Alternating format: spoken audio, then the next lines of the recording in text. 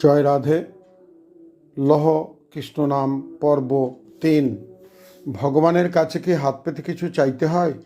তাই প্রকৃত ভক্ত ভগবানের কাছে কিছুই চায় না। কেন চায় না? তারা জানে যেই নাম সেই কৃষ্ণ। শ্রীকৃষ্ণ ভজন নিষ্ঠা করি, নামের সহিত আছে আপনি শ্রীহরি। গাছ যেমন যত্ন করে বড় করে, তিনি যিনি প্রকৃত ভক্ত, তিনি নামকে আঁকড়িয়ে ধরে রাখেন।